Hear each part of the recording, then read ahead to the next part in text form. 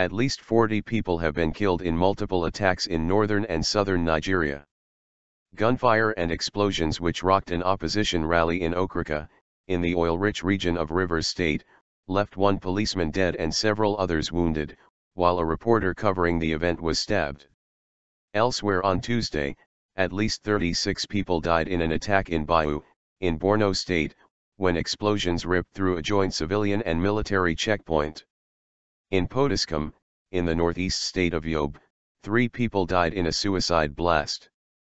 Al Jazeera's Yvonne Ndege, reporting from Abuja, said that the opposition All Progressive Congress, APC, had been holding a rally in Okrika when the attack happened.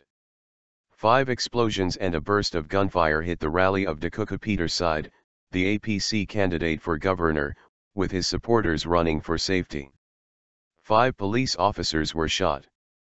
One of them is dead and 4 are lying in critical condition at this hospital, Peterside said. Peterside and a source at the private channel's television network said its reporter at the scene, Charles Okrika, had also been stabbed and was being taken to a hospital. Several people were also wounded, witnesses and the APC incumbent governor of the state, Rotimi Amici said. The cause of the explosion was not immediately clear but caused chaos just as the campaign rally was set to start, witnesses said. Political tension has raged in Rivers since outgoing Governor Rotimi Amici defected to the APC from the ruling People's Democratic Party, PDP, in 2013.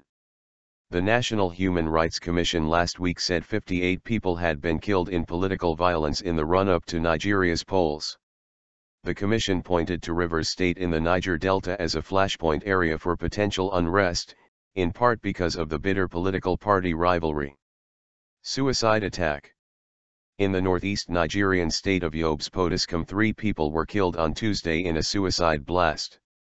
A bomber blew himself up inside Al Amir restaurant, a popular chain in northern Nigeria, at about 4:40 p.m., 1540 GMT, killing the manager and a steward, officials told the AFP news agency. 13 staff and customers were seriously injured.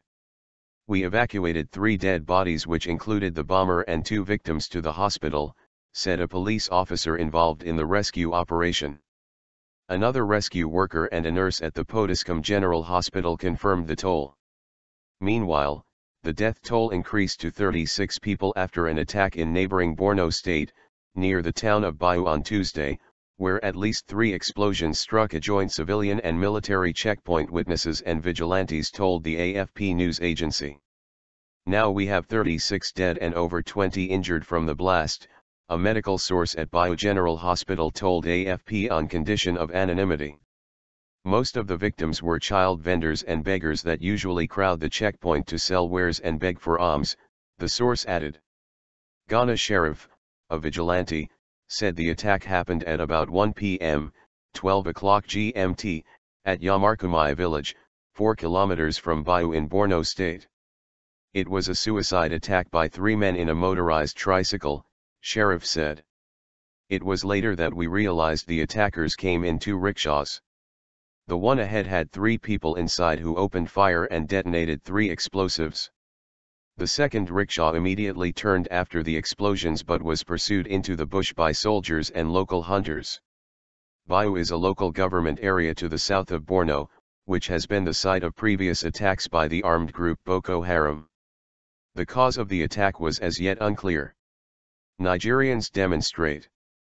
Meanwhile, tens of thousands of people marched through Niger's capital Niamey on Tuesday to support the country's military following a series of Boko Haram attacks along the border with Nigeria.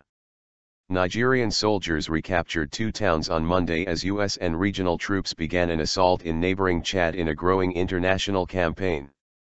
Nigeria's neighbors, Chad, Cameroon, and Niger have joined a multinational force to target the armed group, whom the Nigerian military has been struggling to contain, after it began cross-border attacks. Boko Haram was cited as a reason for postponing Nigeria's election by 6 weeks, which had been due to take place on Saturday.